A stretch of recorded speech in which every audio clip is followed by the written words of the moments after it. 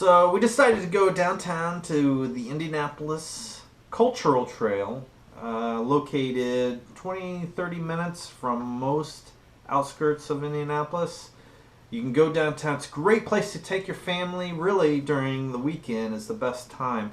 Not a ton of traffic down there, depending on what's going on. If there's a convention, that they'll be in certain areas, so you got to watch that. Or, of course, there's always something going on down there, whether it's biking, running, whatever. There's a lot of activities downtown. But for the Indianapolis Cultural Trail, it's a great feature of the city that I don't think a lot of people are taking advantage of yet. Especially if they don't make it downtown a lot, it can be kind of intimidating to go down there. I work downtown. I've always worked down there most of my career. And I'm comfortable with it, so it's easy for me to say that. But if you look on the map, look for the northern end of the canal, about Senate and St. Clair, and those blocks surrounding that. There's a lot of free parking there. There's some construction in the area, but you can find some side street parking, but it's close to the canal. It's close to the Cultural Trail. I highly recommend parking there and taking off on whatever you want to do. But this video I'm going to talk specifically about the Cultural Trail. I did about 10 miles on my bike, and it's a great time. I love every time I go down there. I love it. It connects to the Monon Trail on the south end, which I went a little bit on, but I really want to review just the Cultural Trail in this video. And it will connect all the way to the south end through Fountain Square, which I went both ends. I got off the trail for about 1.5 miles just to connect to different places that I knew, but I could have looped back around. I just didn't want to do that. If you just stick to the trail, you'll see a lot of awesome sights, especially around the canal area is my favorite area. And if you get off the trail, you can go wherever you want. So there's a lot of sidewalks, and me personally, I like to be on the path. I like to be on the sidewalk. It's not a law against Indiana for a biker, but unless there's a really well-marked bike lane, I try to stay off the road, just due to Indiana's just still not used to bikes, and that's just my personal preference. Now, if I was using a performance road bike, it's kind of hard to do that. But the Cultural Trail offers a safe zone for pedestrians and bikers alike, and connects you to the Monon.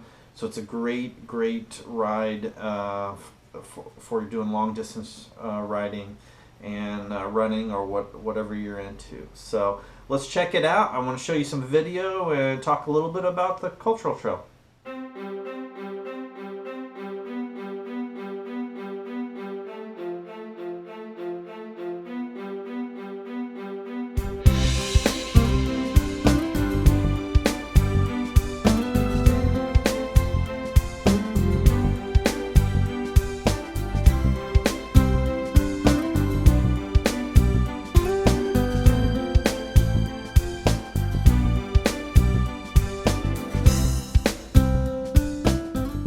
If you stick strictly to the path, you will cover 8 miles of pathway through different downtown sections of Indianapolis on the Cultural Trail.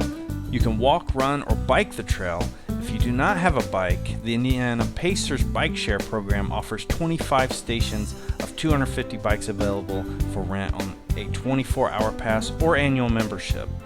You can find out more information on the Bike Share program at pacersbikeshare.org. And for information on the Indy Cultural Trail, visit indyculturaltrail.org. Now, if you're not familiar with downtown Indy, finding parking for the day can be challenging. I do not recommend meter parking, as you'll have to worry about visiting your vehicle if you decide to take more than a few hours on the trail or go get a bite to eat. The closer to the circle you are, the more garages are available. My tip earlier was to park for free on the north side of the canal. Come prepared to know where you're going before you make your trip downtown, and you'll be fine. Be sure to bring a bike lock if you plan to ride one. There are plenty of places to visit, shop, and eat. Please note that there are no public bathrooms on the trail, and if you don't know where to look, finding a bathroom downtown can often be a mystery. If the Circle Center Mall is open, that's a good place to go, or find a cafe or restaurant to go into. Just know that they're going to want your business if you decide to do so. There's also a public bathroom at the White River Park Visitor Center on the south end of the canal. Last time I checked, they're open most days, on the weekends, using bank hours, and they have a small gift shop. They might have some water too. The Cultural Trail is very well marked in most places, and the city has done an excellent job with traffic control to help keep pedestrians and bikers safe.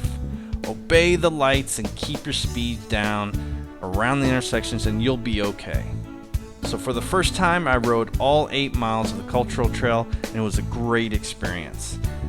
I've biked on parts of it before, but can say that I would absolutely recommend spending some time on the Cultural Trail with your friends and family, or even if you just wanted to take a nice run or walk. The beauty of the Cultural Trail is that it connects you to even more pathways and communities around Indianapolis. This is without a doubt one of the best improvements our city has seen in a long time.